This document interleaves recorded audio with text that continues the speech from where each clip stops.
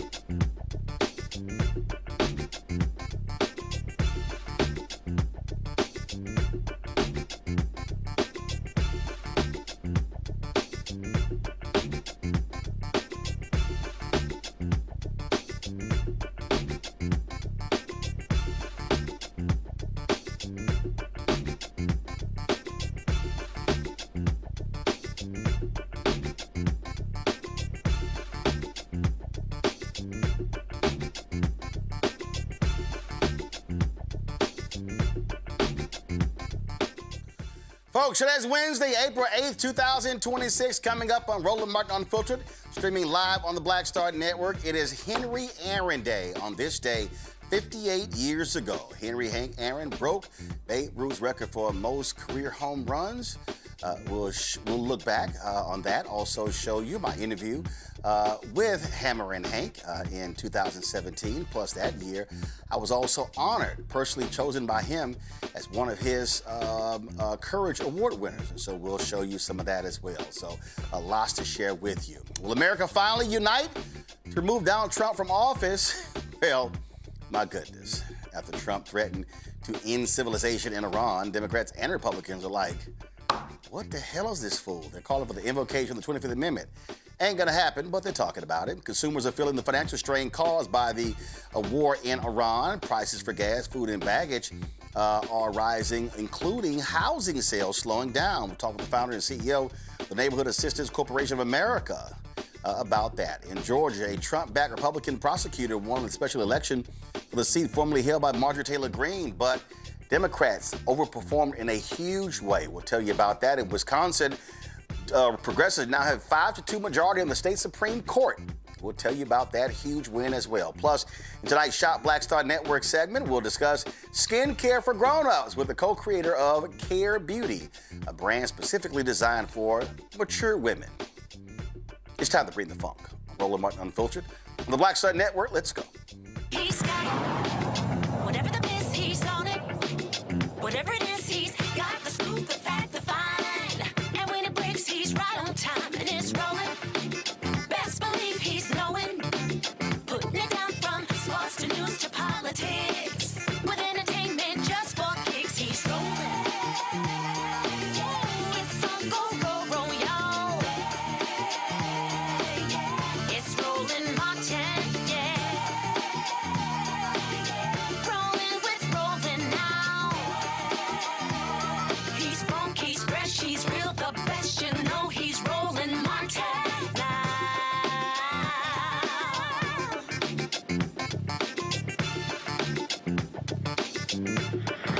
Martin. All right, folks. Well, the twice impeached criminally convicted felon in chief Donald Trump. Remember he talked about, he's going to end civilization and bombing Iran. Then announces, we got a 2-week ceasefire. Yo, Iran has been straight up trolling this idiot for the last couple of days. Now, of course, they're claiming, we have this ceasefire agreement. And then the agreement that he claims that, the 10 points from Iran, pretty much, we got it, we're almost there. Iran's like, we didn't agree to that. Y'all, it is so crazy how this fool has gotten played. And of course, you have Democrats and Republicans who say, what's going on? Connecticut U.S. Senator Chris Murphy tweeted, if I were Trump's cabinet, I would spend Easter calling constitutional lawyers about the 25th Amendment.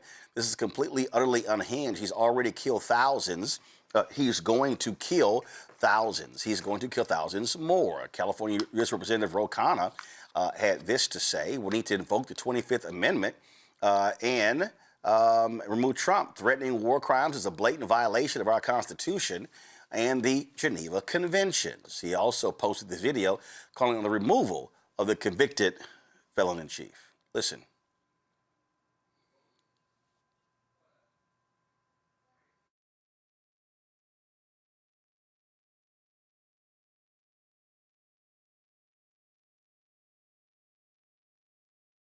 I don't know what y'all doing, but y'all should have the real kind of video.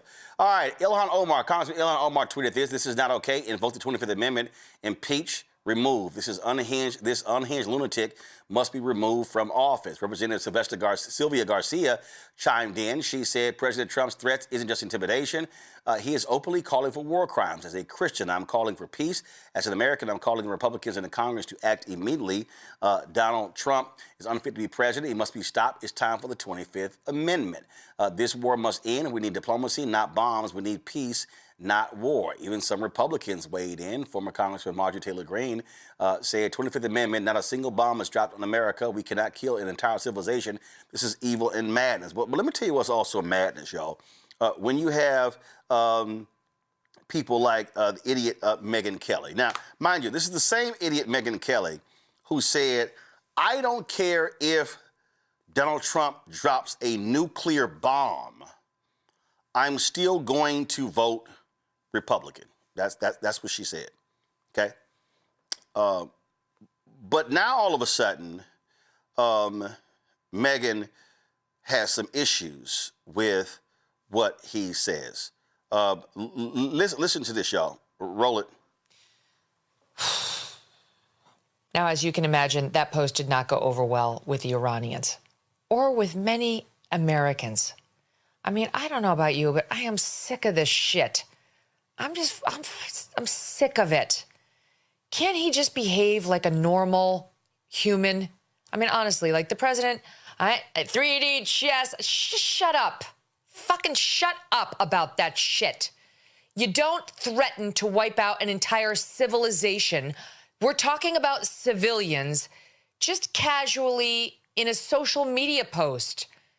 You know, like I am the first to try to understand Trump and his strategy and to not freak out over his weird social media posts and language that is loose and incendiary. Truly, I've lived with it for 10 plus years. I learned it the hard way when I was on the receiving end of it for 9 months. And truly, I think that was a gift to me in many ways because it helped me really come to understand what he does with his social media. But this is completely irresponsible and disgusting. This is wrong. It's wrong. He should not be doing it. I don't care that it's his negotiation tactic is to kill an entire country full of civilians, men, women, and children. An American president so that the Strait of Hormuz will be opened. It's just wrong. It's not hard to say it. It's not hard to recognize it. I wish he would stop doing this. Like, he can't negotiate without doing this. What does that say about him? What does that say about the position that our country is in right now in these negotiations? He's got to say this. He can't be a dignified, strong leader without threatening a bunch of war crimes. Like what is he, Genghis Khan? Like what is he trying to do? And why can't he do it with strength, threats? Sure, go for it. That don't diminish and demean the United States of America in this way. Okay. Seriously, Megyn Kelly, you can go to hell. You voted for this. Megyn, do we need to remind you, you stood at rallies with him, pushing folks to vote for him. You knew he was nuts. You knew he was crazy. You knew he was insane. There is nothing in that post of Donald Trump that is different from him descending down escalators talking about rapists and killers from Mexico. Nothing. There's nothing since 2011 when he was pushing the birther conspiracy. But you supported that, Megyn. You voted for it. And again, just the day before, you said, I don't care if a nuclear bomb is dropped on them, I'm still going to support Republicans. You said that, Megyn. So anytime any of these people, I saw Eric Erickson's post, and he's sitting here saying, this was a waste. Eric, you voted for it. Oh, you justified it by saying, well, compared to the other side, he was the best option. Well, guess what? When you get in bed with the devil, I don't want to hear you complaining about how hot it is there. Because you chose to hang out with the devil. So you can't complain about the heat. Because you picked it. So all these Republicans, I don't want to hear, oh no, this is wrong. We're above this. Y'all voted. See, let me remind you also, Megyn Kelly, this man led an insurrection, got impeached a second time, and you still supported him after the evil of January 6th. So all people, Megyn Kelly, you can absolutely kiss our collective ass because y'all are full of crap. MAGA is full of crap. He is who he is. An evil, moral degenerate who has no place being near the nuclear codes. In fact, I can remember a certain person who was running for president. And I remember that person was condemning, was slamming, was trashing, saying this man is shameful and pathetic, and he has no business being anywhere near. Y'all remember that? You remember Senator Marco Rubio? Remember all the things that he had to say about Donald Trump and how awful he was and how terrible he was and how this man is going to be an embarrassment to the country? Well, who is standing right next to him every day kissing his ass? The same Marco Rubio, who's now his Secretary of State. So I don't want to hear anything from any of these people. Rebecca Carruthers, President and CEO of Fair Election Center out of D.C., Brian Shapiro, host of Pushing the Limits Radio, Joy Cheney, founder of Joy Strategies out of D.C. Glad to have all three of y'all here. I don't care about these people. They're liars, Rebecca. They're not embarrassed. This man was an utter embarrassment when he ran, when he won the first time, and the man refused to even concede the election. He was such an embarrassment. He wouldn't even show up for the inauguration of Joe Biden. And so now you're supposed to think that we're going to believe that, oh, now you're offended, Megyn Kelly? Let me go sit your ass down. And Roland, she would do it again, despite what polling is saying that overwhelming majority of Americans aren't happy with the direction that the country is taking, especially with the war in Iran. We still know that many of these same folks who don't like specific decisions will still vote to support President Trump if there was an election held today. And with Megyn Kelly, the grift is real. She sees where the future of her party is going. She also understands the future of where this country is going. And she understands that she was beholden to a very unpopular sentiment. The MAGA movement at some point is going to die a very miserable political death, right? And so she sees it. She wants to make money. She's a capitalist. What we're dealing with here are indeed grifters, Brian. That's who they are. And again, my whole deal is I'm going to take you for what you said the first time, Marco Rubio. You knew he was a crook. You knew he was corrupt. But you also sold your soul to sit next to him.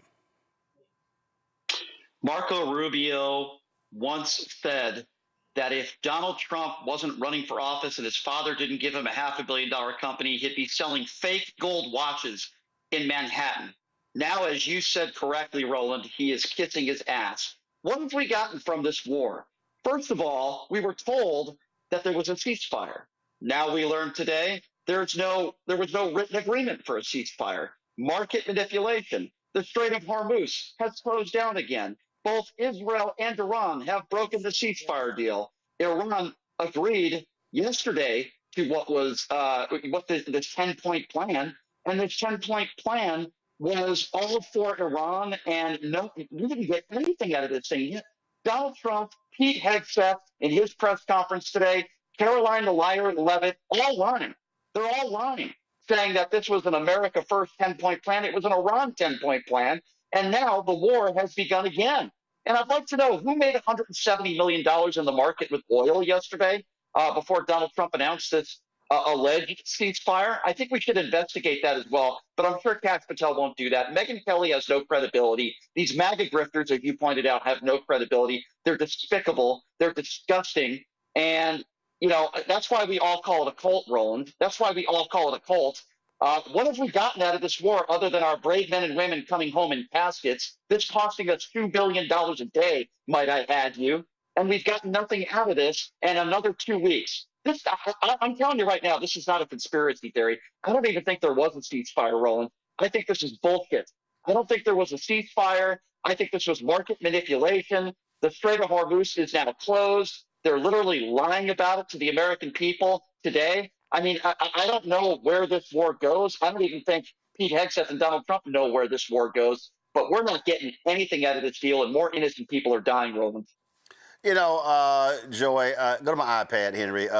Charlie Gasparino, right-winger, CNBC, New York Post, he tweeted, this is yesterday, Trump just announced a 2-week ceasefire if they open, and they will because they have nothing. Who were the dopes who talked about war crimes? And so I responded, I said, Trump has announced many things. How do we know if this is true, Charlie? Trump lies about lies. He responded, Roland and Martin's laughing, no, Charlie Gasparino, you're the joke, because you actually believe that fool.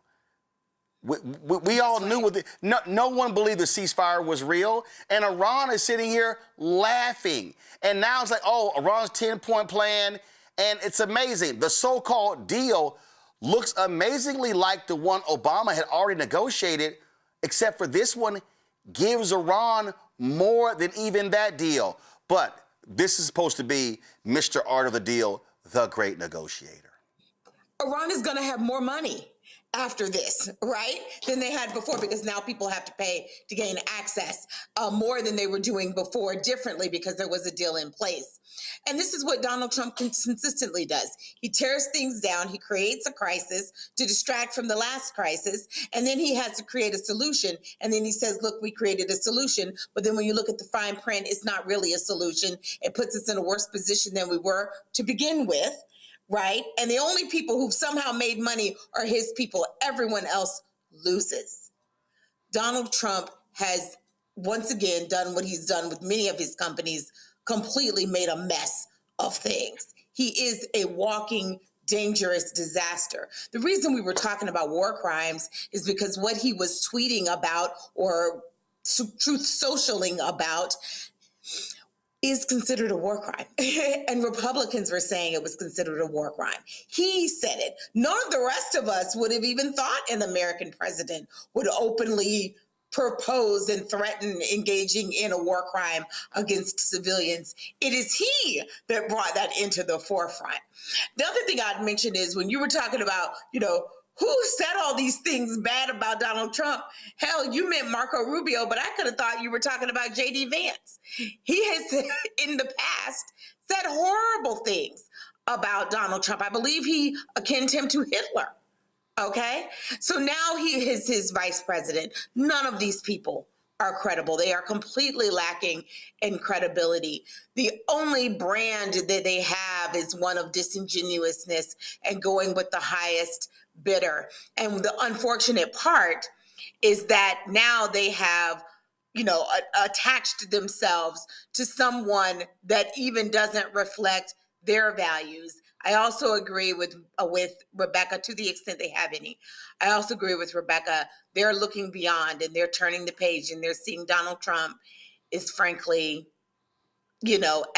really at the end of his term effectively, and that they are trying to move on and get ahead of the curve and be a part of the future of the Republican Party. But at this point, he has many more years in his administration, and they're not going to be able to get away that easily. He is going to destroy not only our country, but their reputations as well. Again, nothing the man says, I believe. And so now all of these people are scrambling, trying to say, oh, well, no, it was really a negotiating ploy. Nah, it's about just pretty being stupid. All right, going to do a quick break. We come back. We're going to talk about how the impact of the war in Iran is having on housing in America. You're watching Roland Martin Unfiltered on the Black Star Network. Why does it feel like we're going backward?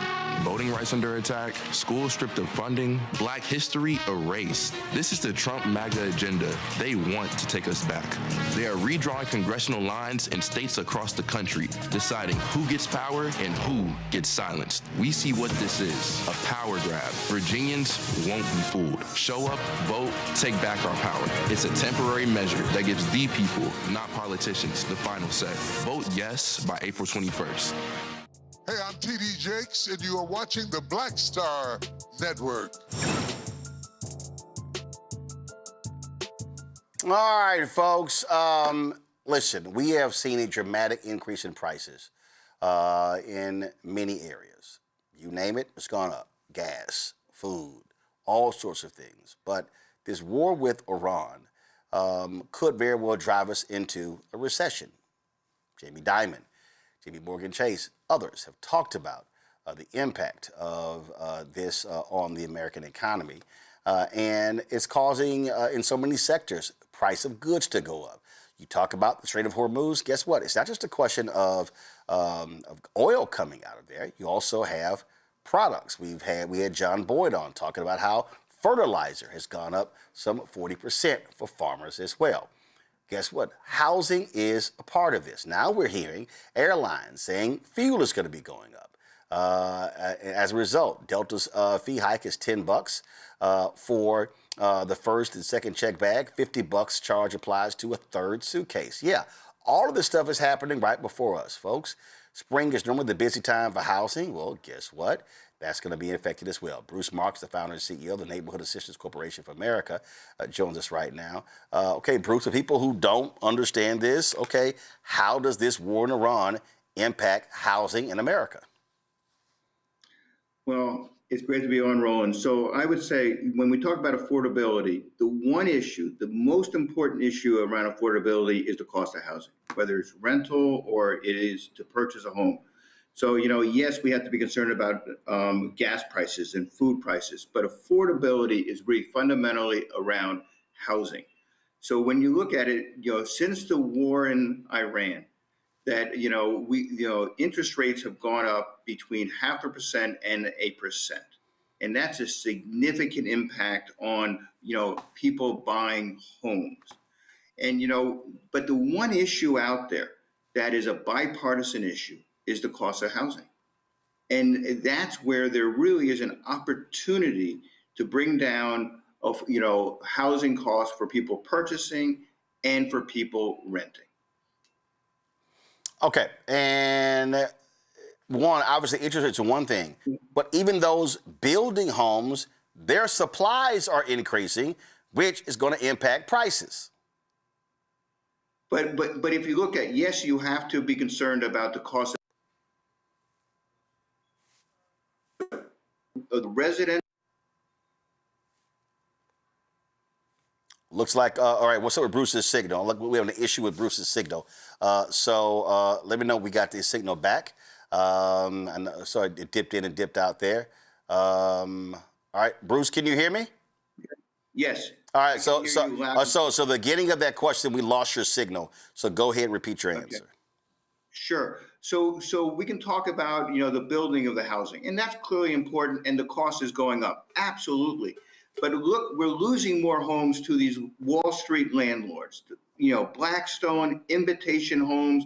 Many of these Wall Street landlords are buying up residential properties, stealing the dream of affordable home ownership, and people are generating wealth for the already extremely wealthy and stealing that dream. So like we just did a big event, Roland, in Atlanta. We had over 9,000 home buyers come through the NACA Achieve the Dream event over 3 days.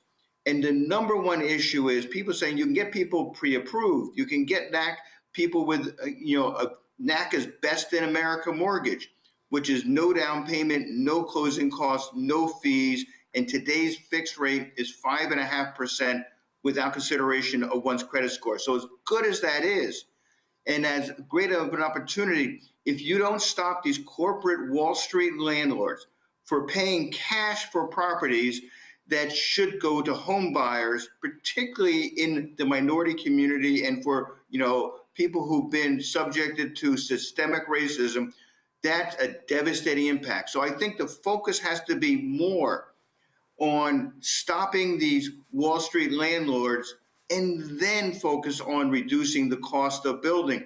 And even President Trump has said that he wants to prevent these corporate landlords. So him and Senator Warren are frankly taking the lead in doing that. And we got to push through that legislation both on the federal level and on the local level. But here's the deal, Bruce.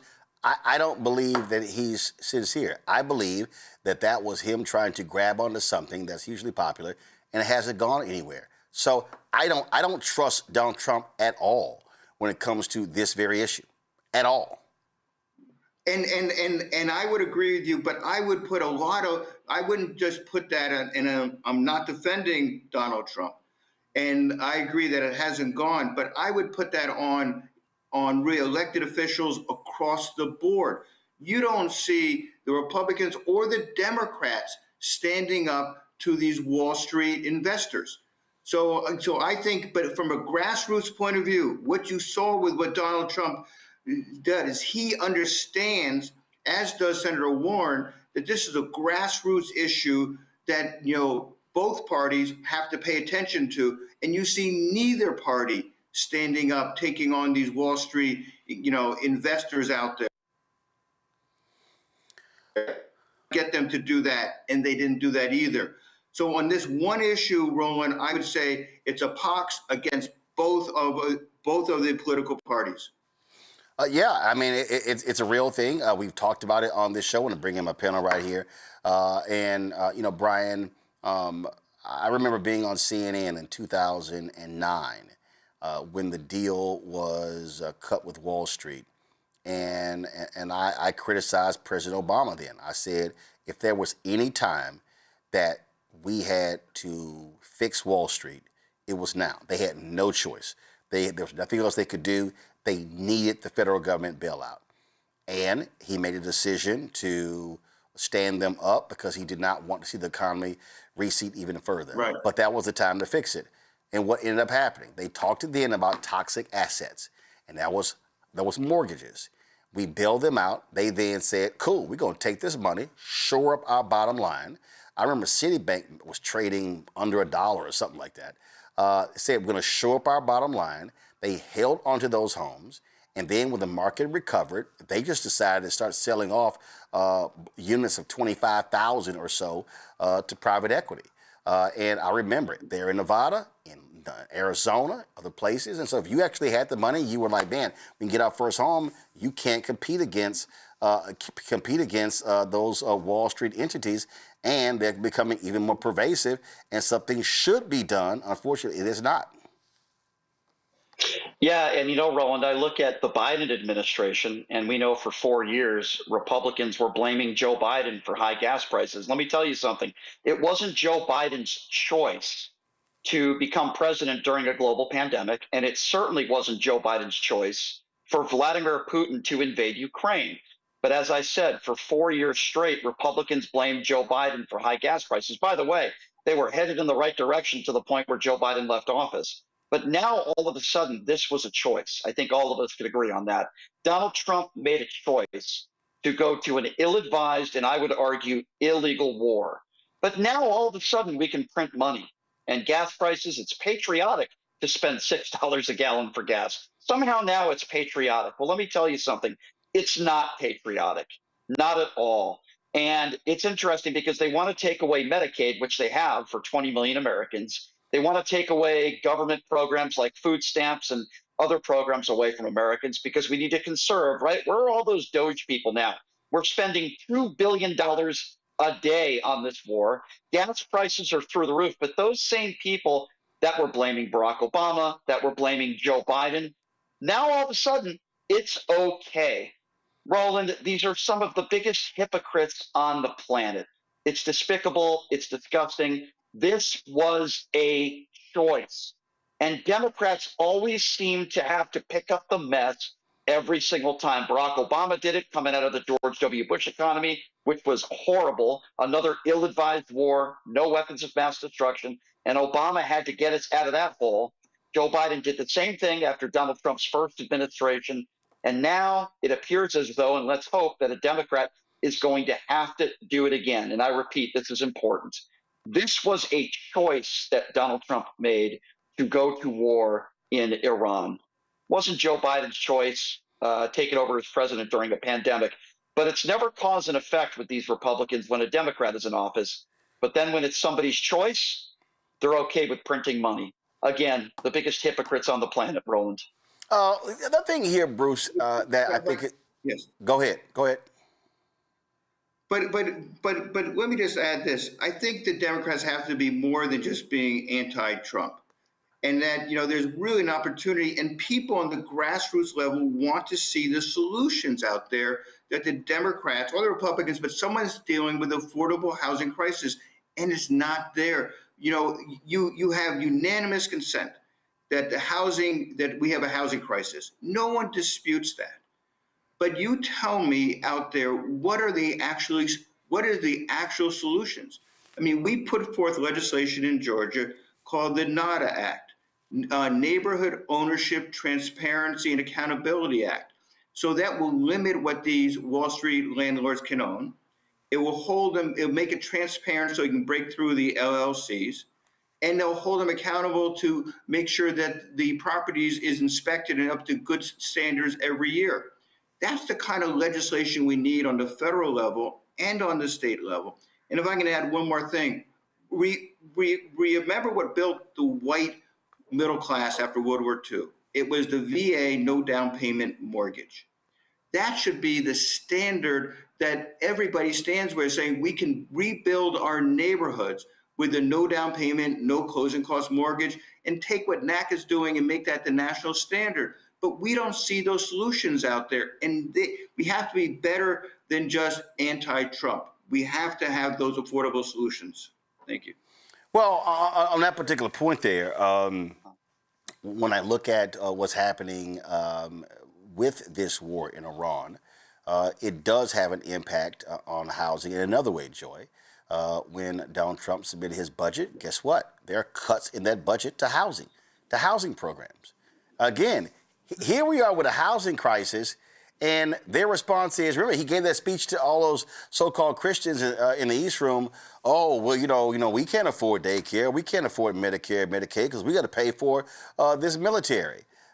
So what? Screw Americans when it comes to homes in order to blow up another country and destroy somebody else's homes?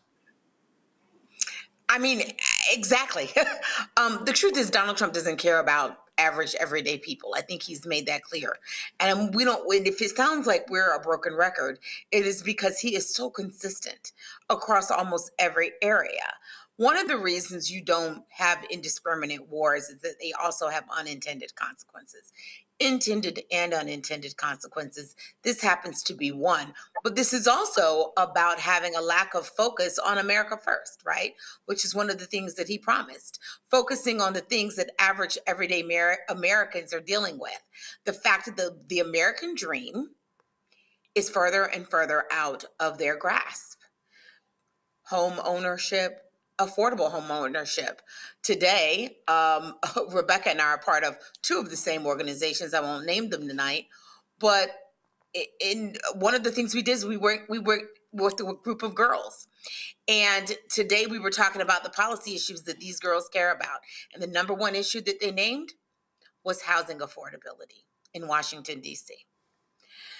This is a common issue that average, everyday people care about. So they don't want to hear that their federal government is completely uninterested in addressing their issues. But Bruce is right. There were times where Democrats had a chance to do more. I used to work on housing issues. I will tell you, there were opportunities where we could have had a more aggressive strategy around down payment assistance, a more aggressive strategy around all these things. And when we have the opportunity again, because one day Donald Trump has created the environment where Democrats can have an opportunity again because he is so foolish. When we have an opportunity again, we must be Trumpian in our desire to push for the things that we care about and that we know the American people care about. We have to have an affirmative strategy. They need NACA-style assistance. You should not have to have a wealthy parent who left you money or have some large signing bonus to get a down payment in this country. Bruce, now obviously the budget is submitted by the White House, but Congress has its own priorities. And I'm quite sure you're going to have Republicans and Democrats say, no, we're going to keep the money in the budget for housing. Hopefully. So what you're seeing now is like just in the last day or two, the House has zeroed out the counseling budget for HUD's housing counseling program. So that's one of a number of things that are being cut. But the fact of the matter is, I think we have to also look at the silver lining. The bad news is he's undermining government. He is, hollowing out government. But there's an opportunity to really do things in a better way than was done before. So, for example, we are working with people with a Section 8 housing choice voucher, and to use that voucher for the mortgage payment. And so in 15 years, someone with a Section 8 is able to own their house free and clear without the dependency of the Section 8 government assistance. That's a model. What you're seeing Mandani doing in New York City, making government work, and the local governments, we got to take those models in the local government, not just NACA, but Mandani and other entities. And when we have that opportunity after Trump, and maybe even before, to put that as the national standard. That's the opportunity that we have to embrace and we have to do. And there's a lot of people on the local level doing that. But the housing programs in the government in the past has not worked the way that they should work. So it's an opportunity to reinvent how we do mortgages and how we do housing development. For example, we're building modular housing, beautiful modular housing in Selma, Alabama, and selling those 3-bedroom, 2-bath, 1,450 square feet houses for $169,500. That should be the standard out there. So affordability should be less than $200,000, not $300,000 and $400,000. That's what we have to do, and we're doing that with no government subsidies. So that's the standard out there that I think we have an opportunity to do nationwide. And and I'll just add one more thing to it. We know it works because at NACA we have an attitude that if we build it, people will come. And we got thousands and thousands of home buyers in Atlanta, St. Louis, around the country coming because people are looking for affordable solutions. We need to do this from the grassroots up. Thank you. Rebecca?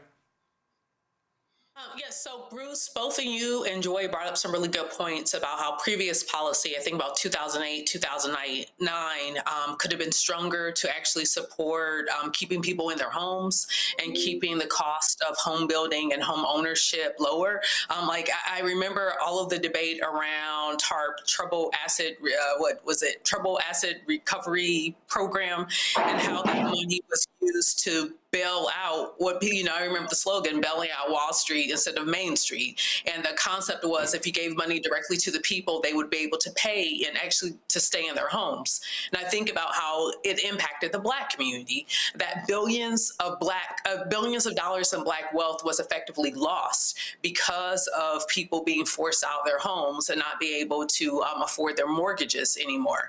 So I'm thinking about, so when we think about what it looks like beyond the current administration, and we think about the types of priorities of whoever the party is that's in control, what are like the top 3 big priorities that we should see to encourage home ownership, and especially among Black folks in this country, since we know the wealth gap is there in part because of housing?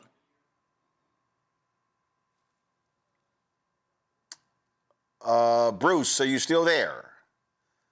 Bruce, did you hear a question? Yes. Sorry, I was just trying to turn on the lights here. Don't worry about it. Just go ahead and talk. We got you. Go ahead. Okay.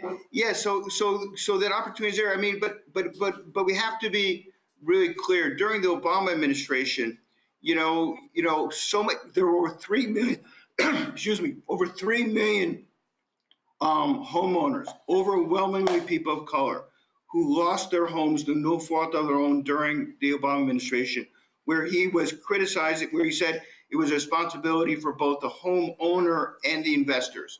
So the fact of the matter is, the programs out there, we know what works. We know it's a huge issue out there, and that we have to implement those on a massive scale. I mean, I don't understand why we have nonprofit developers out there who are charging $300 a square foot to build homes. And that's the focus of the Congress. I'm sorry, excuse me. And we need to be able to, with NACA is showing a model where we can build homes for less than $100 a square foot. That should be what we can do on a national level. All right. Bruce, I appreciate it. Look, it's a huge issue, and we certainly hope to see lawmakers do something about it. We certainly appreciate it. Thanks a lot. Anytime. Thank you. All right, folks. Got to go to a break. We come back. Today is Henry Aaron Day, 58 years ago. Henry Aaron broke Babe Ruth's career record, 714 home runs. And we come back, we'll honor Henry Aaron. And that's why, of course, you see me. Y'all know I'm an Astros fan. I only rock H-Town. So you only see me wearing two people's jerseys. Of course, Hank Aaron, number 44 for the Braves, April 8th, and then April 15th is Jackie Robinson Day, so I'll be rocking his Dodgers 42 jersey. So we'll talk about that, and I'll also share an interview that I did with Henry Aaron a few years ago. You're watching Roland Martin Unfiltered on the Black Star Network. Support the work that we do. Join our Bring the Funk fan club. If you want to contribute via Cash App, use a Stripe QR code. You see it right here. As for credit cards as well, checks and money order. Make it payable to Roland Martin Unfiltered, P.O. Box 57196, Washington, D.C. 2003 7-0196. PayPal's R Martin Unfiltered, Venmo RM Unfiltered, Zelle, Roland at RolandSMartin.com, Roland at RolandMartinUnfiltered.com. We'll be right back. Protect your mind. I love you, son. And your mother. More than anything. And I'm gonna keep doing the best I can to prove it.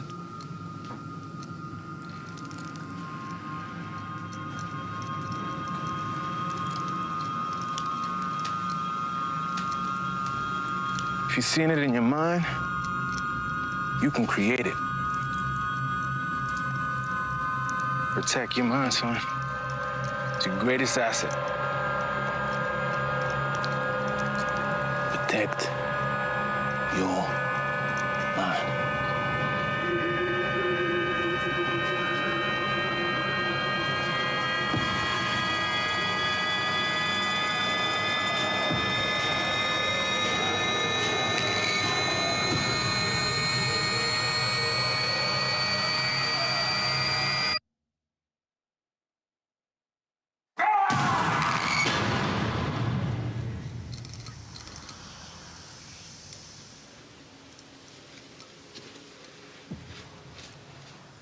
Virginia, we are counting on you. Republicans want to steal enough seats in Congress to rig the next election and wield unchecked power for 2 more years. But you can stop them by voting yes by April 21st. Help put our elections back on a level playing field and let voters decide, not politicians. This is the responsible thing to do. Help us chart a better path forward, Virginia. Vote yes by April 21st. With medicine and science under attack, I want to keep you and your family informed and healthy. I'm Dr. Ebony Hilton, and I knew at the age of 8 that I wanted to be a doctor. So I studied hard and became the first African-American female anesthesiologist hired at the Medical University of South Carolina since its opening in 1824.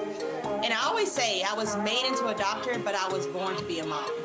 And as a new mom, wife, sister, daughter, and friend, I understand how frightening a medical crisis can be. I care for individuals on some of the worst days of their lives, and it's my mission to provide you with a safe space to gain clarity on issues affecting your mind, body, and soul. I recognize that there are health disparities, particularly as it pertains to race, and I want to help bridge the gap between you and your healthcare providers. Join me every Thursday for Second Opinion on the Black Star Network, where each week I'll invite experts from various medical fields to share the latest health news. We'll discuss topics such as the vaccine debate, mental and sexual health, medical bias, infertility, menopause, andropause, nutrition, and aging. Together with my medical colleagues, we aim to provide you with a second opinion. Don't miss it, Thursdays only on the Black Star Network. MAGA Republicans ended diversity programs, cut funding for Black students, and fired federal employees. And they won't stop there. Now, They've redrawn congressional maps so that they can rig the November elections. But we have the power to stop them. By voting yes for fair elections, we have the final say on who represents us in Congress. This is a temporary measure to restore fairness. They are not backing down, and neither can we. Make a plan to vote by April 21st and vote yes for fair elections. How you doing? I'm Mark Curry, and you're watching the Black Star Network. That's why I got these glasses on, because that black star is bright.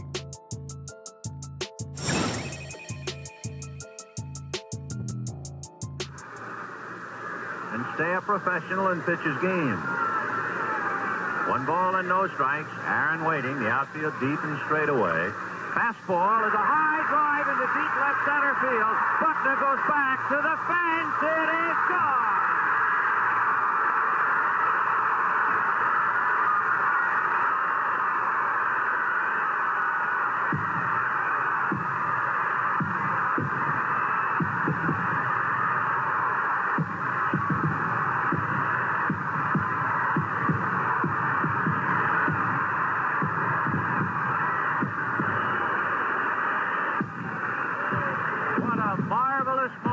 For baseball, what a marvelous moment for Atlanta and the state of Georgia.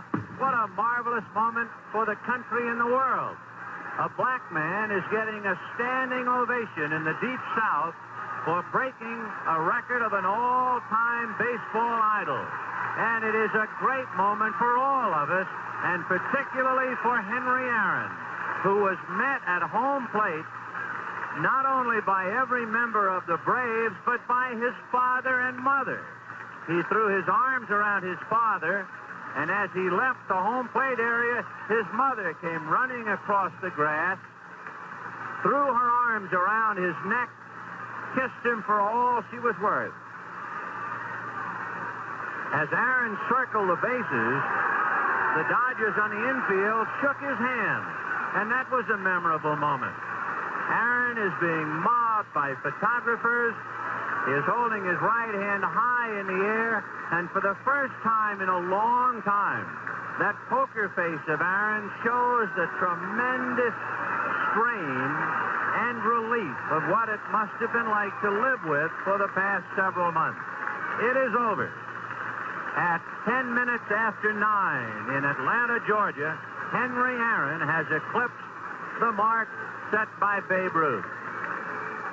You could not, I guess, get two more opposite men.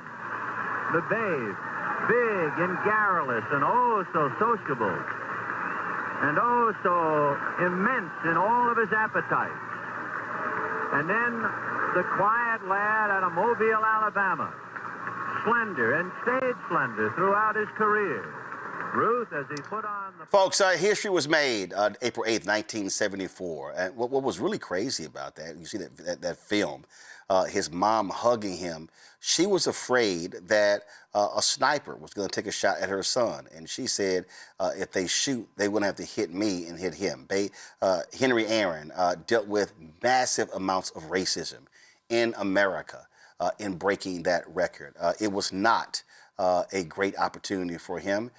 He went through hell, did not get to enjoy it at all. Armed security guards, the racist letters and stuff that came to the offices of the Atlanta Braves.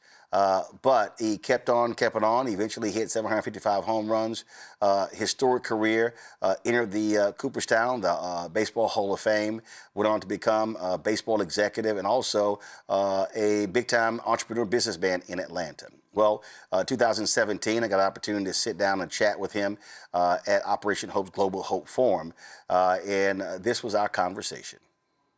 I want to talk a little business with you, but first, Saturday, 7th anniversary, Jackie Robinson, Major League Baseball, 20th anniversary of them retiring his number in all of Major League Baseball. Just finished reading his book, I Never Had It Made.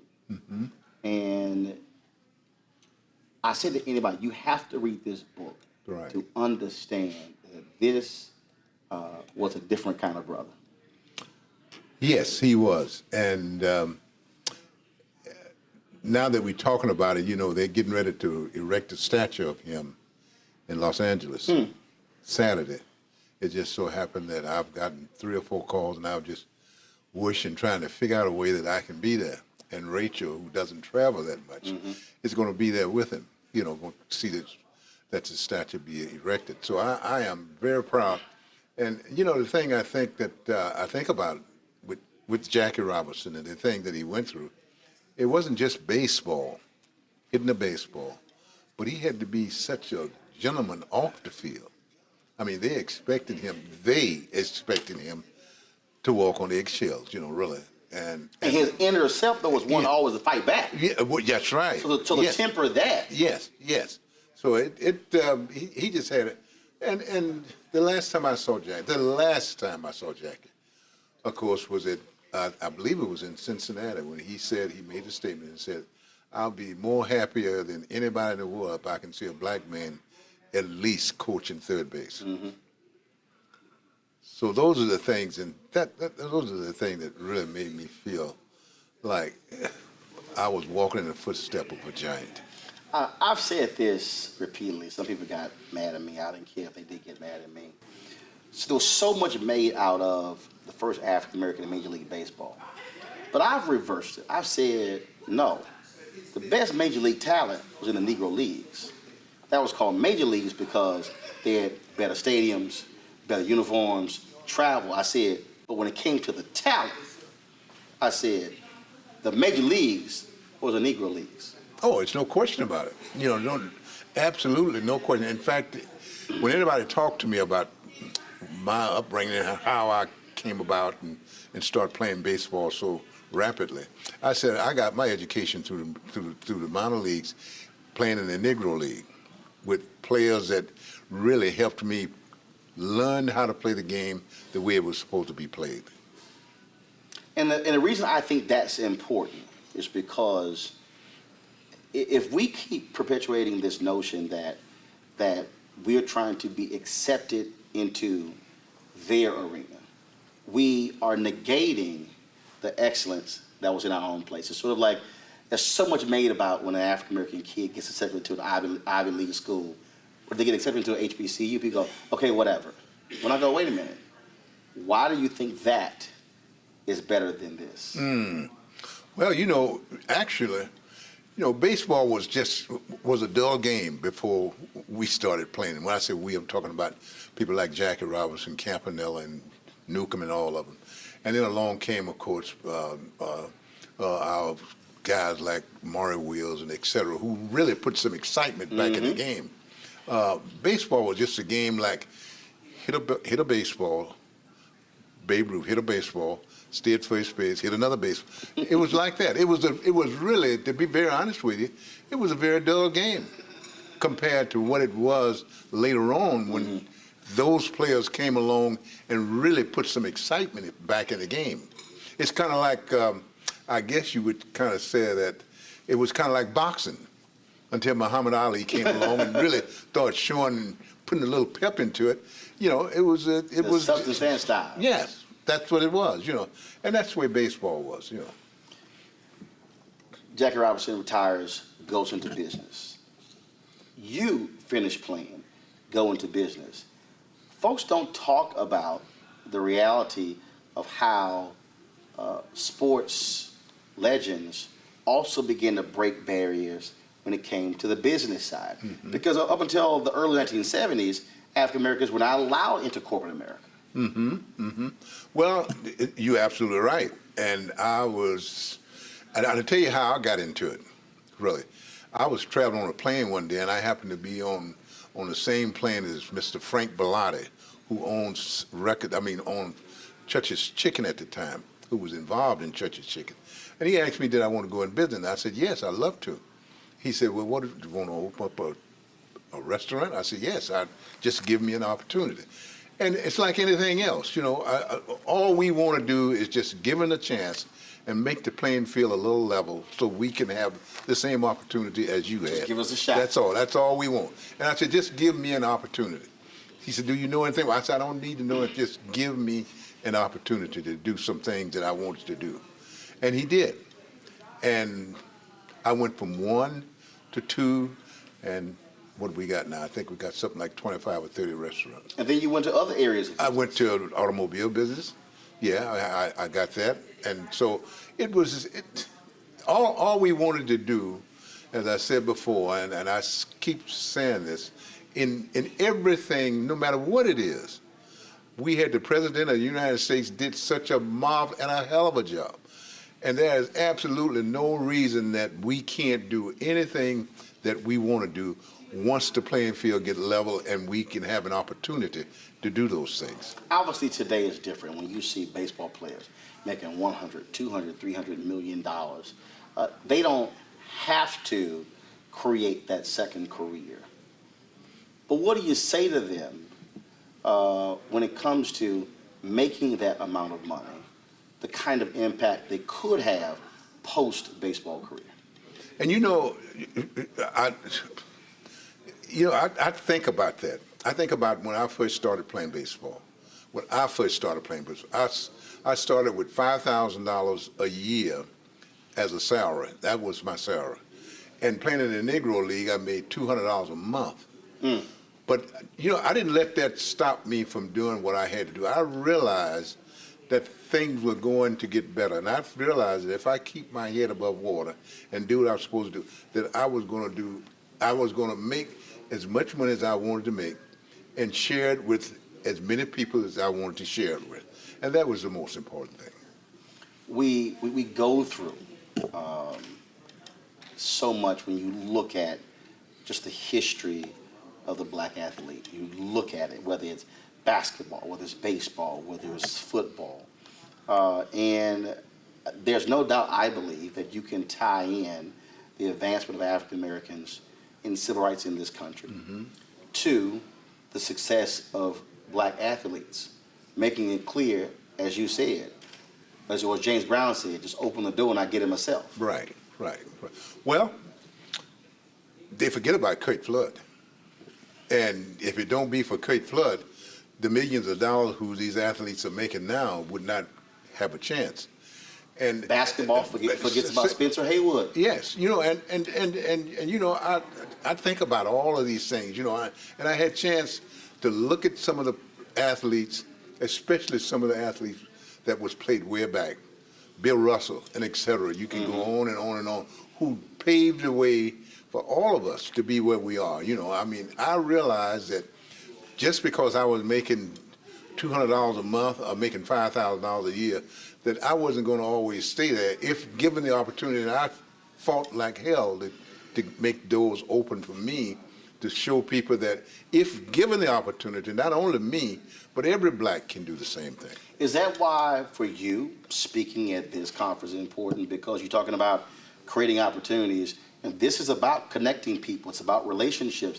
It's about somebody who has an idea, who's looking for funding, who's looking for somebody who says, I believe in you. It is. It gives me a chance. Of course, I've been knowing Andy for a long time, but it's given me an opportunity to talk to so many young people and people who have been able to make some money, but also been able to say, well, just because I make money, it doesn't necessarily mean that it belongs to you. You have to learn what we have to do. And I say this, I think the most important thing is that we have to learn how to share. We have to learn how to share whatever our wealth is, if we make $10, we ought to learn how to split that down and share it with others. And that's what I like to do. Do you miss the locker room? Do you miss mixing it up, the relationships? And have you ever been able to replicate that? No, I have not missed the locker room, and I say that not bragging or anything. I think that after 23 years of playing baseball, I tell this story often, and I probably will share it with some people today, is that I remember in Baltimore, I had a friend of mine, and he and I went out to dinner one night. It was a sports writer, and I told him, I said, I can't. The balls that I hit now, that I used to hit over the fence, they don't get no further than the warning tracks. I said, I slide to second base, and I get halfway, and that's it. I said, the good Lord had shown me that he's given me the opportunity to play this game for 23 years and do everything humanly possible that I could do. Home runs batted in, playing in the All-Star Game, World Series, and et cetera. And I said, now it's time for me to show my blessing and my appreciation and give it to other people and let them go with it. You talked, before we started rolling cameras, you talked about going on family graduations. Yes. Children. Yes. Do they really understand your greatness? You know, my granddaughter does very much so. She's into sports. And every time I go up there to visit her, she says, Papa, please, I want you to be interviewed by a sports writer. She happened to be a young lady. But I think they do. I think at first they don't. No, when they're young, 4, 5, 6 years old, no. But I think that most of my kids, which I'm blessed to say that most of them are in their teens and understand, I think they understand that what I've been through. And speaking of being through, Jack Robinson went through a lot. You went through hell breaking that Major League home run baseball record. Yes. And I don't think the average person understands what that level of pressure is like. And frankly, for a white baseball player, and I say it all the time, they can just play ball. I say it all the time. We would love just to be able to go to the store and not worry about getting shot, getting followed around. We would love to be able to drive down the street and not worry about getting pulled over by the cops because of the kind of car that you drive. It is just a different kind of life. Well, it was different. It was different for me. It was different for me chasing that record. You know, really. You know, you'd think that the only thing I was doing was bringing a little pleasure to people's mind. You know, enjoying a baseball game, and yet I had to have 2 or 3. Maynard Jackson, who was a mayor at that time, fixed me with 2 detectives that was with me all the time. Half the time I couldn't stay at the ballpark. I had to stay in a hotel room all the time. I had to have Casanova, who was a friend of mine, to bring food to me in the hotel. So yes, things were a lot different for me than they would be for, I said this, and no pun intended, like Pete Rose was going after the record. He enjoyed it. I didn't have any enjoyment when I was going after Babe Ruth's record, because every letter I received, people were threatening me and doing all these things. So I had to worry about staying alive, right, or doing some other things.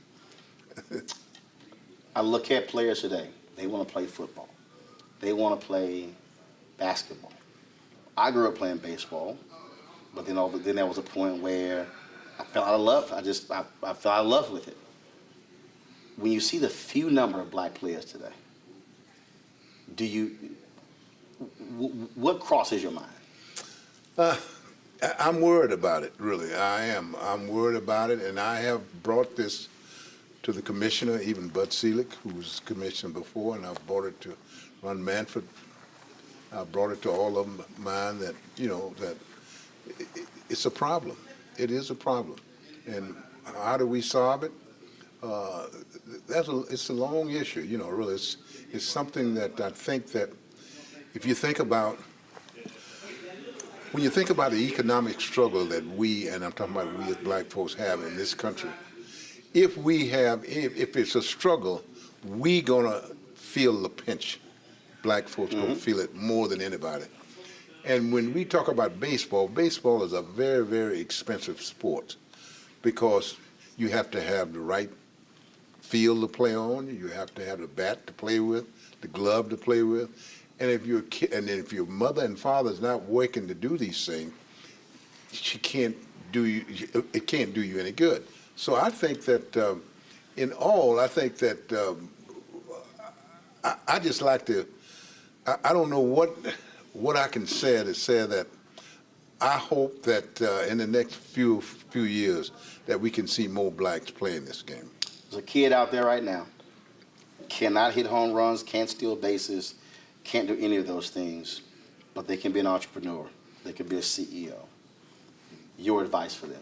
I think that the thing that I tell most kids, most young people, that's in fact, if they don't want to play baseball, there is things that they can do.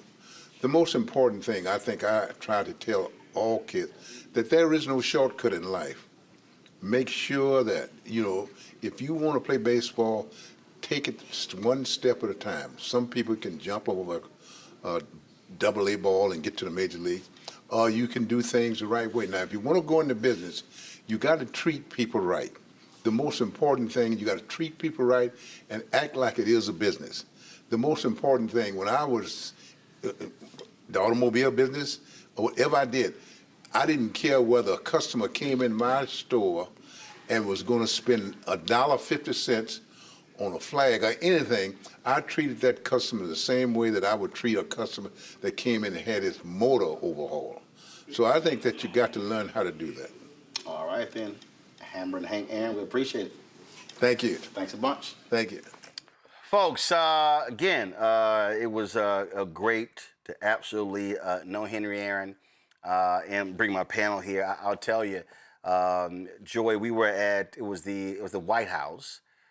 It was one of the Black History Month receptions, and we were waiting for Obama, I think, was meeting with different civil rights leaders, and we were waiting for it to start. And so we're there in the hallway, and so I see Harry Belafonte sitting next to Henry Aaron. Both of them got their canes, and they're just sitting there. And this may have been, and I have a photo, so I've been trying to find it. I'll find it. So I walk up and I said, I have been, wanting to meet you. Now I already knew Mr. B. We were already friends. So Henry Aaron, he stands up, and I said, no, go and stay seated. He's like, no. He said, I've been waiting to meet you. I'm standing up to meet you. And he begins to talk about loving my show, what I have to say. And so here I am, a fan of his, and he's a fan of mine. And so we connected, traded numbers, and it was a couple of years later when they had theirs. So every year he would pick 4 people to honor for his annual award. And he chose Hank, who was one of the Freedom Riders, Cito Gaston, the first Black manager to win a World Series, Alexis Herman, and me. And we're going to stream that discussion. It was a panel discussion. They actually took us around the field on us before the game, and it was just an amazing experience. But that's who he was, the nicest man in the world. Kind, but really someone who really a pioneer, not only in the game, but for a lot of folks who became a highly successful businessman after his playing days were over. I mean, the best part of that whole thing was when he said the number one thing you have to do if you're a person in business, you have to treat people right.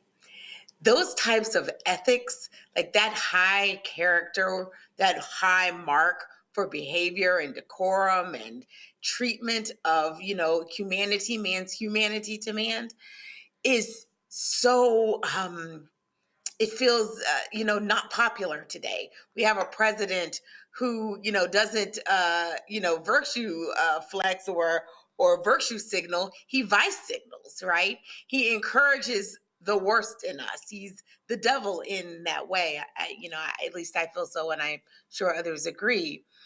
And then to see this dignified man in Mr. Aaron be able to say, those are the things we want to aspire to. The fact that when you see someone, right, who's younger than you, but who you admire, you're humble enough to say, you're admiring me, but guess what? I'm admiring you. I mean, that's what we used to aspire to in our leaders. So I know there are many things we could take away, but, I've been thinking a lot about that. Why is it that we seem to have a race to the bottom in terms of ethics? We started tonight with leaders who have no core and no base to speak of, right? And can go with the wind and can support bad people. It doesn't matter. And this man was not that. And you would have needed that fortitude, that dignity, that honor, that strength of character to endure what he endured, to achieve what he achieved, but to endure what he endured, and then to go on and be successful in other arenas after the game was over. So, that was a really great segment, Roland. And, you are someone's hero. So I'm glad he acknowledged it and gave you your flowers as you did him. When we think about all of that, a lot of folks, I think, Brian, today they see these athletes and they oh my goodness, they think about present day LeBron James, Michael Jordan. They think about Aaron Judge. They think about all of this, and when you listen to these players talk about how difficult things are, the things that they have to do and stuff along those lines. Sure. And then you go, okay, but when you hear the stories of Oscar Robinson and Henry Aaron and Bill Russell, when you see these documentaries, I mean, these are people who you had portions of America who were cheering them on. But even there were people who were cheering them on the field, despised them off the field. Yeah, really good point, Roland. And it's interesting because, I grew up a Boston Celtics fan, and you just brought up Bill Russell, who I had the pleasure of meeting here years ago in Las Vegas. Just the stuff that he had to go through. And as you know, the racism that took place in Boston. When I look at that home run, I'm almost 46 years old, right? I wasn't old enough to watch that live. I believe it was 52 years ago.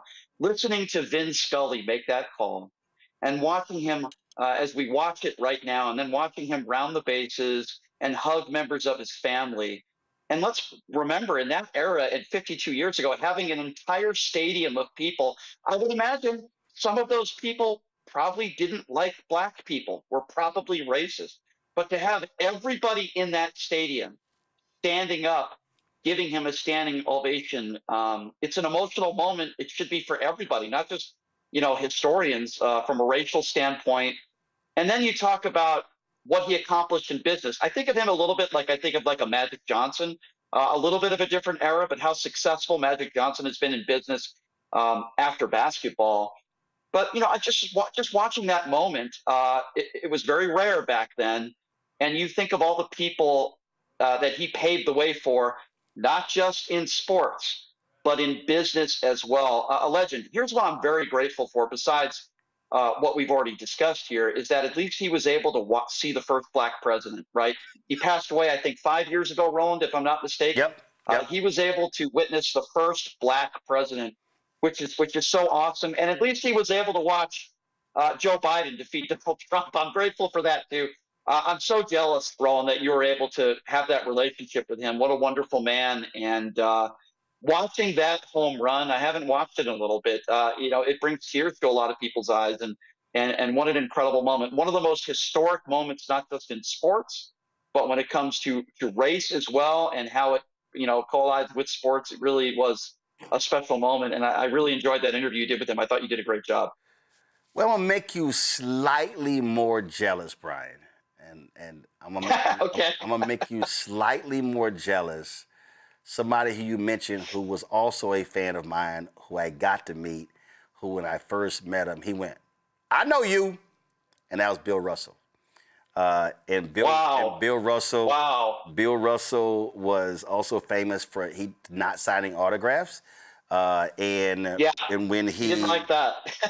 well, he not always. So not always. So he. Can I just say?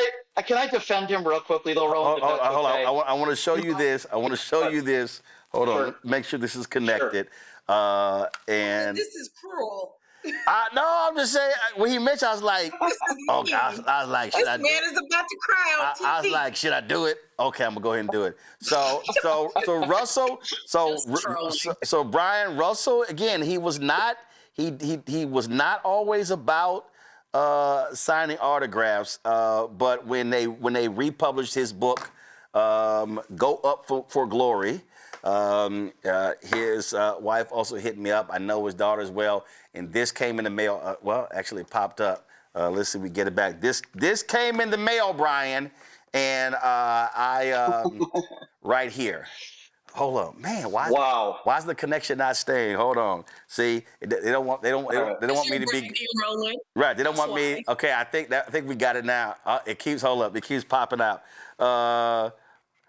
So it came in the mail, and he actually sent me an autographed copy of that book. So Bill Russell did not like signing autographs, but he did sign. He did sign, and it's crazy. It stays up and then it goes off. All right, we're gonna show it in a minute. Go ahead. Let's see. This will stay up down. Let's see. Or will it pop off? What's wrong with my HDMI line? There you go, Brian. There it is. Bill Russell. Wow. And I hope people go watch his Netflix documentary. It's unbelievable. Rebecca. This history is incredible. And it's also the reason why the state of Texas, the state of Florida, the state of Arkansas doesn't want this taught in their schools. The reason why they don't want it taught in their schools is when you think about baseball today, it's typically a lot of white players and then it's Cuban players. There's been a lot of Black erasure in baseball. While I'm not the biggest baseball fan, I do remember growing up and seeing Ken Griffey Jr. and seeing Bo Jackson and Deion Sanders and understanding that they were superstars and they played baseball. Obviously, Bo Jackson and Deion Sanders also, they weren't just limited to baseball. The reason why I'm bringing this up is like when you think about how expensive baseball has become and has made it less accessible for kids across the country, and that's a shame because oftentimes this country talks about how baseball is such an American sport and it's such a rite of passage. But what's unfortunate is that all kids get to experience that rite of passage and to understand the history of baseball and the excellence of baseball. I'm also thinking about some of my family members who were a part of the Negro League. I didn't realize this growing up. It wasn't until I was an adult and I was able to see those family artifacts and to understand the history that, many of us, across the country, we have family members who were a part of that history as well. Absolutely. And if y'all have not seen, you mentioned Ken Griffey, he is a friend. But if y'all probably missed this, Sunday on NBC, it's probably on Peacock, you can watch it. They had a special called Number 24. So Ken Griffey last year, Ken Griffey is now an accomplished photographer. And so what happened was last year, he got a chance to photograph the Masters. And they did an entire hour. It's an unbelievable special. And it was like I say, it was just unbelievable. So, matter of fact, they actually have it up. So if you actually go to, let's do this here. I'm gonna play the trailer. And again, folks, if you know his history, his dad, of course, played in Major League Baseball. Unbelievable player as well. And Ken Griffey Jr. really pays homage to the players before him, like Henry Aaron and like so many others. It was really great. The Masters produced this. This was the trailer. Y'all go to Peacock and check it out. Friends, Jim Nantz, along with Masters champion Trevor Immelman, we welcome you to this tradition unlike any other.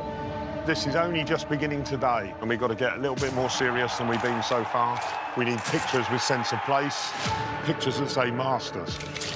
Think about making sure that your pictures will stand out in a set of 8 photographers' work. And we have a young photographer in the corner, new to this, coming to join us today. This is an amateur photographer who's turned up at the Masters. He is not one of our professional chasers who'll produce day in, day out 40 pictures a day. I get some doors open. Yeah, it's called Photographer Number 24. It's pretty great. Again, I really hope folk understand, why we do this, why we talk about greats like Henry Aaron, and also why I believe it's important for us to document these stories too, because for too many people, the stories don't get told, and I am a stickler about going back into the archives. We pulled a lot of information. There was a conversation in 2017 between Henry Aaron and Andrew Young at Global Hope Forum. We're going to stream that after the show is over. And we're going to also stream the opportunity that we had as well with that session with the Braves and Henry Aaron, who was sitting front row, and his wife Johnny. And, you know, these people, what they endured, what they went through, cannot be overstated. And when I think about present-day ball players, every time I'm at the NBA All-Star game, I see Spencer Haywood. I mean, this is the guy who sued. His case went to the Supreme Court, and he won. If you are a young ball player today, guess what? Every time you see this man, you should be saying thank you, thank you, thank you. And so Spencer's a good guy. And a lot of people, they just don't fully understand that. This actually, so when they had that weekend with Henry Aaron, it was a big weekend. They had a concert afterwards. MC Hammer performed. This was the package that we produced at TV One.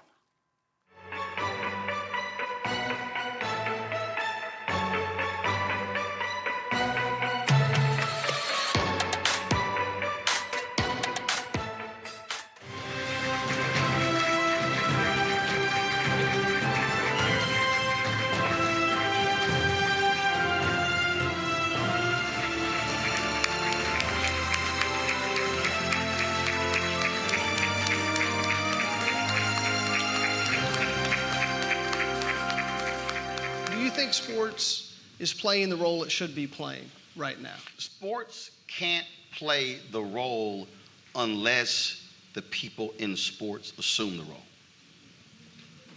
So it's not the role that sports plays. Who's actually playing sports? What is the level of consciousness of individuals who are actually playing the game? If you don't bring the consciousness to the table, nothing is actually going to happen. One of the reasons, as Cito said, one of the reasons you see more players speaking out because the money has changed. Freedom, money also brings freedom. When your checkbook can be controlled, then your mouth and your mind can be controlled. And that's, and I don't care what that is. I mean, I was Cito and I were talking backstage, and you know, I spent 6 years at CNN, and the way I operate, I'm not going to be, there are two things for me. You can be present or you can have presence. I'm not trying to be present. You're going to feel my presence, even if you don't like it. When I did the Monique show a few years ago on BET, she said, you know, Roland, you know, you say stuff on TV, I'm afraid you're going to get fired. I said, well, first of all, I start every job with the premise I'm going to get fired anyway. I mean, three things are going to happen. You're going to get fired, leave, or you're going to stay. All right? So I just don't believe being there and saying nothing and doing nothing. How can you talk about what's happening in society if you don't deal with the league, and then you don't deal with the team, then you don't deal with teammates? And so the question is, how do you have an impact? Are you present or do you have presence? And I think what we're lacking enough players who have a level of consciousness where they are informed enough to speak on issues. And then if they don't know, they call somebody first. I can tell you there are players who have said stuff, and I'll call them and say, bro, you know what the hell you're talking about. So before you talk again, call me first before you open your mouth, because you look crazy. Same thing with a lot of entertainers, and I've done that with a lot of different people. And they'll hit me up and they say, hey, Roland, this is going on. What do you think? Should I say this here? Yes, no, and we'll go with that deal. But that has to be in here. If it's not in here, it's not going to happen. And the power of your position also dictates your level of influence. Right. The reason Colin Kaepernick still doesn't have a job in the NFL is because not enough star players are standing with Colin Kaepernick. Not the dude who on special teams who can get cut. Right. You're not going to cut the guy you paying $80 million. The headliners, the people and you so, can't afford. Right, and they're scared. How are you scared when you're making $70 million? And half of your contract is guaranteed. We just saw the other day, Chris Long became the first white player to actually stand with a black player when it came to protesting with the national anthem.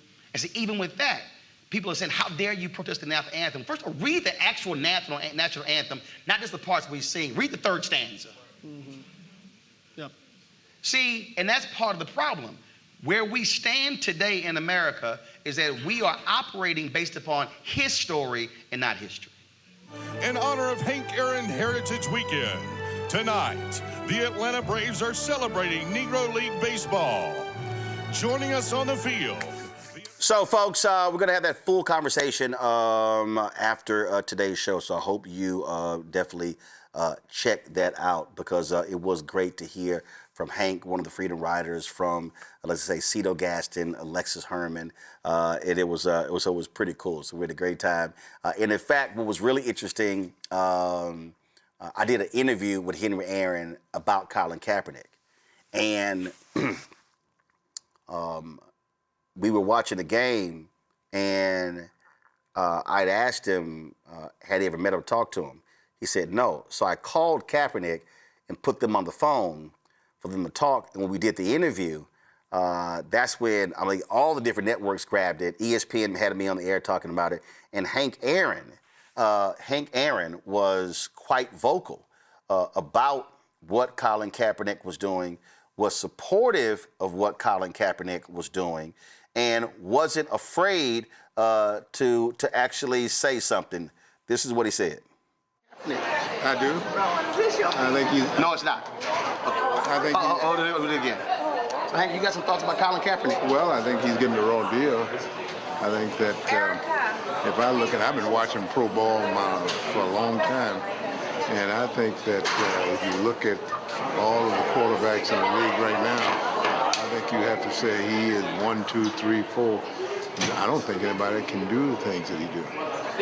So, you know, I just wish somebody would open up and give him a chance to do his thing and say, hey, you know, he's entitled to whatever he did, and let's forget about it. And let's go on with it. And do you want to see other players stand up and stand with him?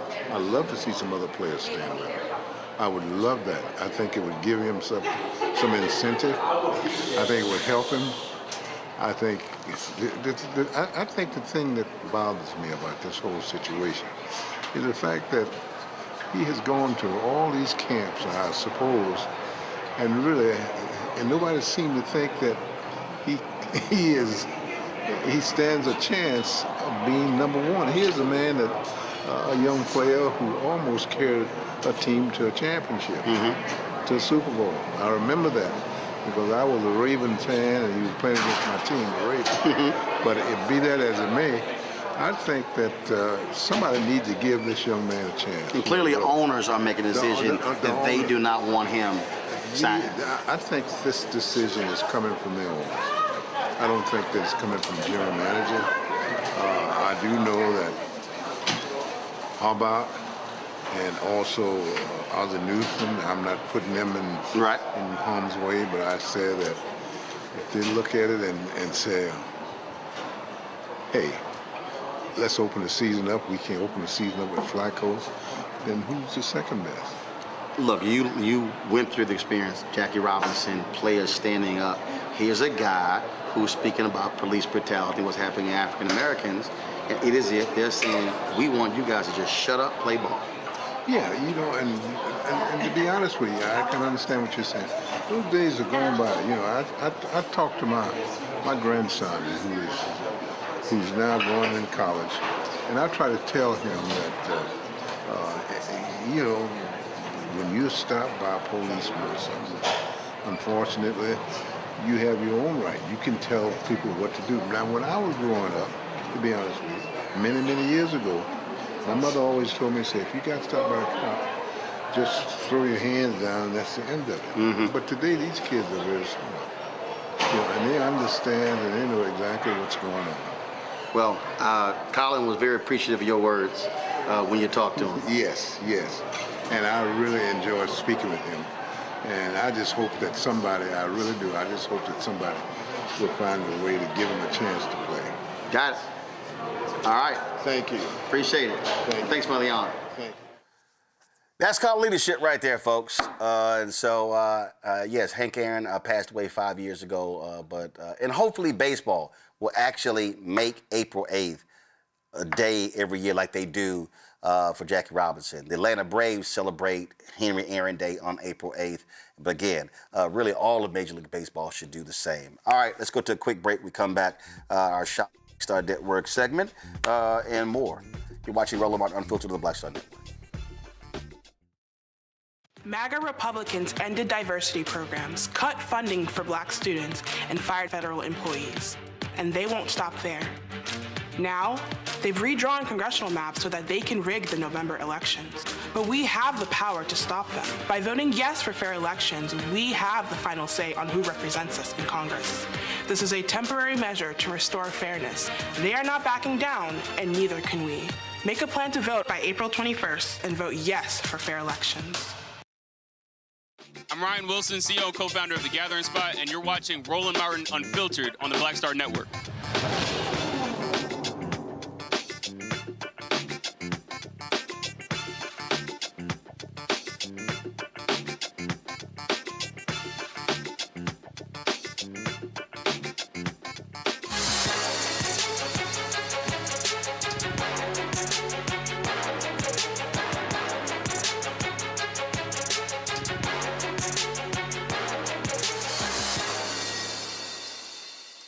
Folks, as we get older, our bodies have different needs. For instance, our skin becomes thinner and drier, which can result in wrinkles. Tonight, we're the founder of Care Beauty, who claims to have the secret to age-awesome skincare with products designed to keep your skin looking radiant, firm, and smooth. Lori King is the co-founder and CEO of Care Beauty, joining us from New York. Glad to have you here. So, all right, so first and foremost, this is for women, this is for guys. Who is this for? Because I see here we got the grown-up, you call it the grown-up moisturizer. First of all, what does that mean? That moisturizer is for kids or something? What do you mean the grown-up moisturizer? What this means is that this is for grown-ups. This is not for a 20-year-old. How's that sound? So is there something different about the product and how it's made based upon age? Yes. So this is too potent for a 20-year-old skin. What happens in your 30s and escalates in your 40s and 50s is hormone decline. So you have a significant loss of progesterone, testosterone, and in particular, estrogen. And that is a key factor in how our skin starts to pretty much collapse. Okay. And so explain to people how our skin changes when we get older. As we get older and we have this loss in hormones, we start to lose our ability to actually produce more hyaluronic acid compounds in our skin, which is actually like a goo molecule within the skin, like, mortar is to a brick house. So as you lose that mortar, your skin starts to sort of fall in, and it's not getting the hydration that it needs. It's also not getting enough collagen production. Your collagen production is slowing down significantly. So in order to help drive that, you have to develop, and what we've done is develop patented and proprietary delivery skin systems that help to enhance the longevity, wellness, and health of the skin.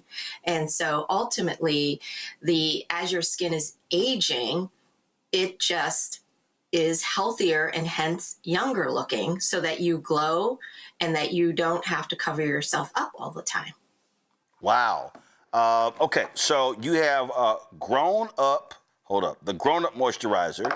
Then we have moisturizer. Then we have the an Oprah Daily Beauty Award. Then we have the Triple Lift Molecule Mask. What is this? Yes. Triple Lift Molecule Mask is it's like a spa facial in the jar.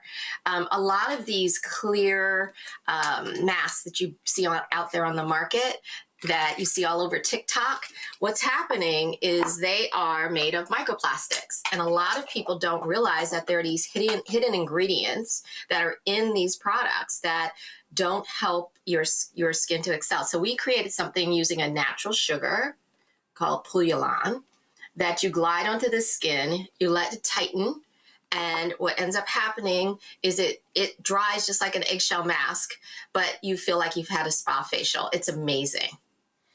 Okay, all right. So then we have the Theorem Serum Boost. Yeah, so the Theorem Serum Boost is our #1 seller. It's actually our hero product. We sell it on QVC. We obviously are doing that with you. But what this is an all-in-one solution for your skin. And what I mean by that is, you know how you go and you have all of these different layers to what you're doing in terms of your skincare regime? Well, I used to be one of those people who would have all of these different steps to how I'd apply my skincare. And all of those steps just, keep adding money. So our serum actually is a great face serum, but it's also wonderful for around the eyes. So it has targeted ingredients that work for around the eyes. And what's really important for this serum is that we use a biofermented peptide. No one actually ferments their peptides. Peptides are clinically proven to enhance the collagen production in your skin.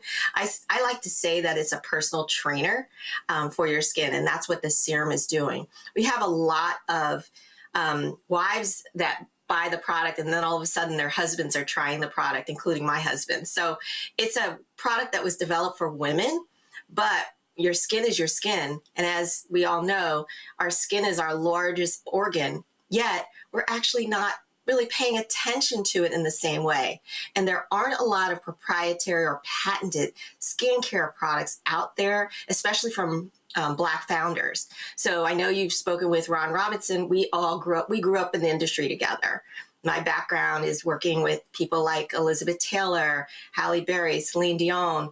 I've worked with John Frieda creating brands, Boots No. 7. So working with all of these different people to really understand the chemistry of how we can solve for what's happening to our skin is where the key insight is. And mine is specifically for mature and midlife skin. So that's the big difference, because it's just not something that someone younger should be using. And that's the key distinction. Well, let's go to our mature panel. And let's see. Come on. You're calling them the mature panel now? Let's go to the mature panel. Let's come on, pull them all three. Let's see. Who shall I go to first? Who's the most mature on this panel? Who's the most mature on this panel? Let's see. Joy, you the most mature, Joy? Well, it might be me. I was thinking that tonight when Brian said his age. I'm like, damn it. So yeah, no, it's me. But Black don't crack. That said, we do have to have skincare. And so, I'm really glad to have you talking about this. I think that not enough of us think about things like sun protection. Think about things like moisturizing, all sorts of things, because we look at our skin, we're like, oh, it's dark. We see, perhaps not as much as we see on the faces of our friends who are fairer skinned. That said, we can still have all kinds of skin cancers and problems, etc., dry skin, etc., that everyone else can have. And I'm really loving that you're talking about not just skin for people of color, but also skin for people of color and those who are more senior. And I think it's great. Thank you so much. When we started this brand and we thought about the formulations, it was very important that they worked on us. And one of my best friends is Carla Hall, and she and I went to Howard University together. And HU? Yeah, HU. Oh, y'all, calm down, calm down, calm down. Well, Carla and I were in the Kamala class, so it's like a really great experience. So Carla, I sent the products to because she'd always had these significant skin problems, and when she tried them, she called me up. She was like, "Oh my gosh, these are amazing." And I was like, all right, we're on to something, because she's got significantly dry skin and had problems, sensitive skin and menopausal skin that needed some recovery. And so she's a dedicated care user to this day. All right, then, Rebecca. Can I say one more thing? Oh, go ahead. I'm obsessed with skincare, and there are products that I really love. And one of the reasons is they're in my social media feed constantly. And how do you get a chance to do that too, so that people can discover your products? I discover a lot of products that way. And you go on them once, and then they're like the best product you've ever seen, and you see all of the testimonials. How are you doing that and breaking into the market? You know, it's our customers. They keep coming back and they keep talking about us. We need more people like you to try our products, talk about them on social, talk about how amazing we are, but also just tell your friends. And so that's how we've been able to build this brand over the past 5 years, to have 70% of people coming back, because we have these stories. For example, one woman who also went to Howard Law, she was like, "Oh my God, I used your serum and I saw my doctor, I got my Botox, and they were like, I didn't need as much Botox. What are you doing? What's different?" And there's cases of people who were only, we were on Tarrant Hall, and this woman was using Vaseline, and she tried our products, and she said, "I haven't ever found a product that I could walk away from my Vaseline." She broke that bottle. She was calling me to get another bottle. And we hand delivered it to her because she was in New York. So those are the types of stories that show the excitement for our formulations and the point of difference. When people try it on their skin, there's a difference, because they've been spending so much money on these big names, and a lot of them are actually not differentiated. Yeah, I've worked at these big companies. I know what they buy in terms of ingredients. We own our formulas. I also buy every ingredient myself. So everything that's in that bottle is something that you can trust. And we use glass packaging instead of plastic. We use aluminum here around the jar because we're being more sustainable instead of plastic. A lot of these things are just important details, yet our price points are still between $50 and $100 in terms of the large sizes. So we're not like the $300, $400, $500 miracles in the jar where you're sitting here going, why am I spending this? It's not really working. Brian. All right. Brian's well, like, what do I say? No, I'm going to blind all of your listeners right now, okay? I am Casper the Friendly Ghost. I'm a very bald white man. I have very white skin.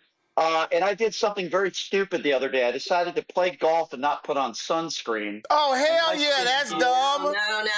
No. Are you serious? Yeah, very, very stupid. I was playing with a friend of mine, and I just forgot. And I'm like, hey, I'm in Las Vegas. So I have like a farmer's tan now, and my skin is peeling. If you notice, I'm a ginger. Unfortunately, I grow hair in all the wrong places these days. I'll leave it at that. But what advice would you give to somebody like me who's a ginger who peels so much? What should I do? You know, I'm not a sun care expert, I'll say that. But one of the key things is everyone, including, everyone, even Roland knows your SPF is so important. I have lupus, so for me, SPF has been particularly important, and I choose not to burn. I wear hats, etc. In terms of skin health recovery after you burn, it's almost like a permanent damage. But there are things such as vitamin E's and that are more healing to the skin that will support that skin recovery. And there's other things that you can get over the counter to help with that. But I would say that you just have to form more of an occlusive barrier, and that's kind of what Vaseline unfortunately does. But there's other things like that will help the healing process as you're going through it.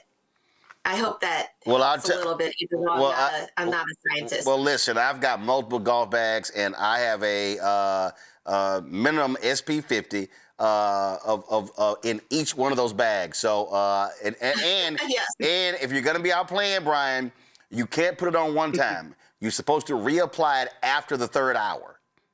Yes. Oh, and wow. Also, okay. I made a big mistake. That's right. Well, what's also important to your listeners is that it's not just your face and your head. Yes. No, it's your face. Your neck. I play golf. Chest, If there's any part of your skin exposed playing golf, put some of that sunscreen on it. So you're talking about face, ears, neck, back of your neck, legs, ankles, all forearms, hands, all of it because it's exposed. So again, I play lots of golf. So you can see right here. You can see there's a line right here. This is called golf cap line right here. So yeah, I spend a little time on the golf course. All right, y'all, Care Beauty. You can check out the products on shopblackstarnetwork.com. Shopblackstarnetwork.com.